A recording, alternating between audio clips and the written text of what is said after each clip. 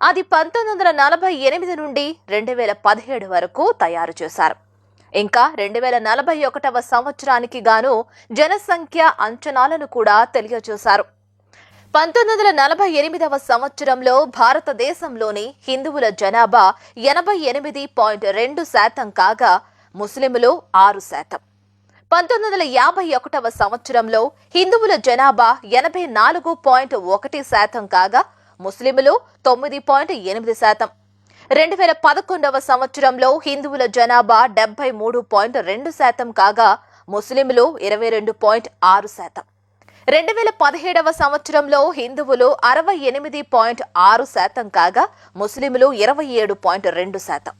2021వ సంవత్సరంలో హిందువులు 65.7%, ముస్లింలు 32.8%గా అంచనా వేశారు. ఇదే 2031వ సంవత్సరంలో హిందువుల జనాభా 60.4%గా ఉంటే ముస్లింల జనాభా 38.1%కి చేరుకుంటుందని అంచనా. 2029లో జరిగే లోక్సభ ఎన్నికలలో భారతదేశంలో ప్రప్రథమంగా ఓ మహమ్మదీయుడు ప్రధానమంత్రిగా ఎన్నుకోబడతాడన్నది వారి అంచనా.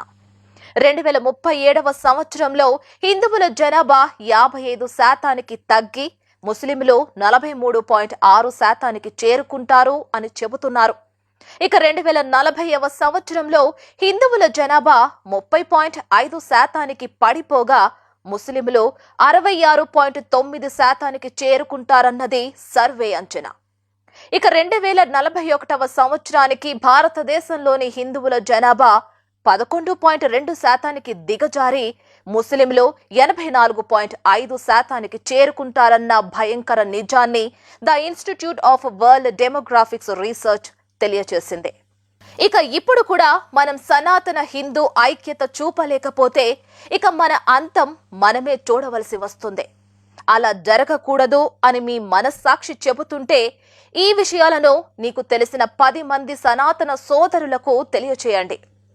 మోదీజీ యొక్క 5 సంవత్సరాల పాలనలో ఈ దేశం అభివృద్ధి పట్టాలైతే ఎక్కిందా లేదా అనేది వేరే విషయం. కానీ ఒక్క అఫ్జల్ గురిని కూడా పుట్టనివ్వలేదు. మంచి రోజులంటే ఇవే మరి. గత 5 సంవత్సరాలలో ఎన్నడూ లేని విధంగా 676 మంది ఉగ్రవాదులను పైకి పంపించిన తర్వాత కూడా మోదీజీ దాయాది దేశంతో రండి కూర్చొని మాట్లాడుకుందాం అని అన్నారు. దీన్నే అంటారు పరస్పర చర్చల వాతావరణం తయారు చేయడం అని. ఒక్కో ఉగ్రవాది అంతమైపోతున్నాడు అని కాంగ్రెస్ సతమతమైపోతుంది. కాంగ్రెస్ కనుమరుగైపోతుందని ఉగ్రవాదులు సతమతమైపోతున్నారు. ఏమిటి సంబంధం? కాశ్మీరీ ఉగ్రవాది అయిన సయ్యద్ సలావుద్దీన్, ఇతడు హిజ్బుల్ ముజాహిదీన్ చీఫ్. వీడికి 12 మంది సంతానం. వీళ్ళందరికీ కాంగ్రెస్ పరిపాలనలో ప్రభుత్వ ఉద్యోగాలనిచ్చి సత్కరించింది. మోదీజీ పరిపాలన వచ్చిన తర్వాత 7 మంది సస్పెండ్ అయ్యారు. ఇంకా 2 ఎన్ఐఏ వాళ్లు అరెస్టు చేసి బొక్కలో వేశారు. ఇంకా ఎంతవరకని ఆళ్లగడ్డ, ఉల్లిగడ్డ, టమాటా, పోపు దినుసులు, డీజిల్, పెట్రోల్ కోసం నీ విలువైన ఓటును దేశ ద్రోహులకు, కొమ్ము కాచే పార్టీలకు, ఫ్యాషన్ కొరకు చెప్పుకునే నోటాకు సమర్పించుకుంటావు. ఈ దేశం గురించి రోజులోని తన 18 గంటల సమయాన్ని నీ కోసం, నీ భావితరాల బాగు కోసం వెచ్చించి పనిచేస్తున్న మన ప్రథమ సేవకుని ఇకనైనా గుర్తించు. అతనికి నీ చేతనైన సహకారాన్ని అందించు. కారణం లేనిదే కార్యాన్ని కార్యాచరణలో పెట్టడు. అతనొక యోగి, ఒక గురువు, ఒక విద్యార్థి కూడా.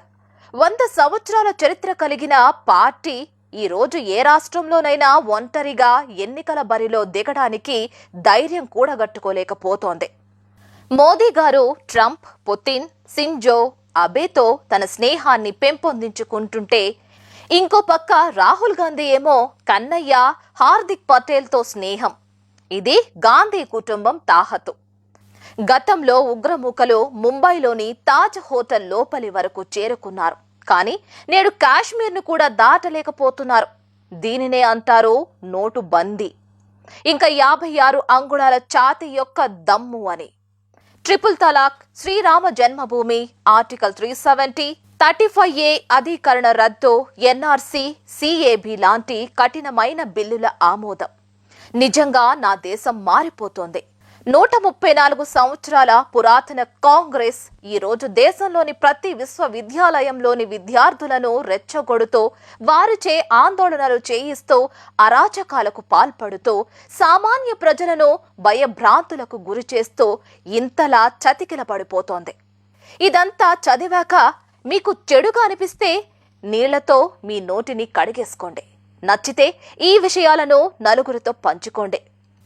జాగో హిందూ జాగో, నీ దేశాన్ని నువ్వే కాపాడుకోవాలి. ఎవరో వస్తారని, ఏదో చేస్తారని ఎదురు చూసి మోసపోకు సోదరా. ఇప్పటికే మన పెద్దలు 1200 సంవత్సరాల బానిస బ్రతికి భావి ఫలాలను మనకి ఇచ్చి వెళ్లారు. నీవు అనుభవిస్తున్న ఈ సుఖం నీ వారసులు కూడా అనుభవించాలంటే ఇప్పటికైనా నువ్వు మేలుకోక తప్పదు. ఇక చాలు, మళ్ళీ ఈ దేశానికి, నీ వారసులకి ఆ దౌర్భాగ్యం దాపురించాలని కోరుకోకు. మన పూర్వీకులు ఆ దరిద్రం అనుభవించారు. అందుకు చరిత్రే సాక్ష్యం. భావి తరాలకు ఆ దరిద్రాన్ని అంటనీయకు. భారత్ మాతాకి జై. నిజ నిజాలకై చూస్తూనే ఉండండి wakeupindia.tv. మా wakeupindia.tv లేటెస్ట్ అప్డేట్స్ ముందుగా మీకు రావాలనుకుంటే సబ్స్క్రైబ్ చేసుకోండి. అలాగే పక్కనున్న బెల్ ఐకాన్ ను క్లిక్ చేస్తే ఆల్, పర్సనలైజ్డ్, నన్ అనే ఆప్షన్స్ వస్తాయి. అందులో ఆల్ అనే ఆప్షన్ పై క్లిక్ చేయండి.